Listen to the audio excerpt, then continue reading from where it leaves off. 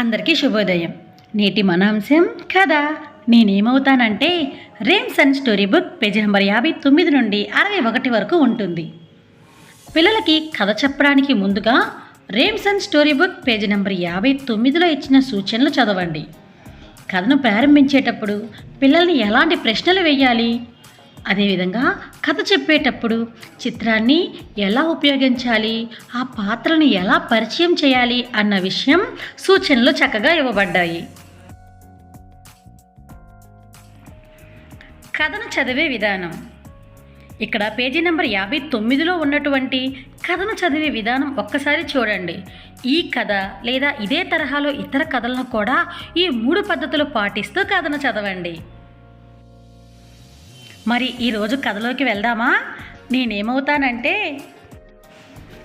కమల, Ramesh, Johnny అనే 3 స్నేహితులు ఉండేవారు. ఒకరోజు కమల వాళ్ళ అమ్మతో కలిసి 3 పార్కుకి వెళ్ళారు.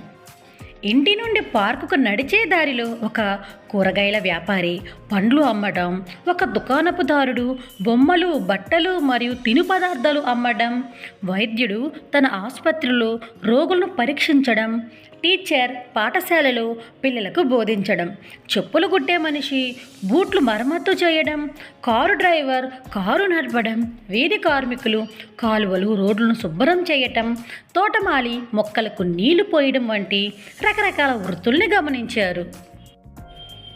ఈ రకరకాల వృత్తులు వారి వృత్తిని ఎంతో చక్కగా నిర్వహించడాన్ని ఈ 3 స్నేహితులు ఉత్సాహంగా గమనించారు. ఈ వృత్తులు వారికి స్నేహితులు 3 గమనించడం చూసిన కమల తల్లి, మీరు పెద్దయ్యాక ఏమవుదాం అనుకుంటున్నారు అని అడిగింది. 3 స్నేహితులు ఆలోచించడం ప్రారంభించారు. రమేష్, నేను పెద్దయ్యాక పెయింటింగ్ పని చేద్దామనుకుంటున్నాను అని కమలా తల్లితో చెప్పాడు.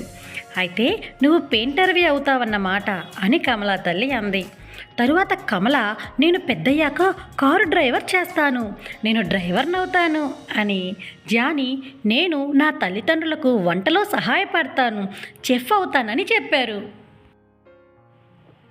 వీరి ఆలోచనలు విన్న కమలా తల్లి సంతోషంతో, మీరు ఏమి అవ్వాలనుకుంటున్నారో అది అవ్వచ్చు. నేను అనుకున్నట్లుగా మహిళా వ్యాపారిని అయ్యాను. మీరు కూడా డ్రైవర్, పెయింటర్, చెఫ్, ఇంజనీరింగ్, వడ్రంగి ఏదైనా అవ్వచ్చు అని వారితో చెప్పింది. ఈ కథ భలే సరదాగా ఉంది కదా. అయితే మీరు పెద్దయినాక ఏమవుతారో అని పిల్లల్ని అడుగుతూ కథను ప్రారంభించండి. Thank you.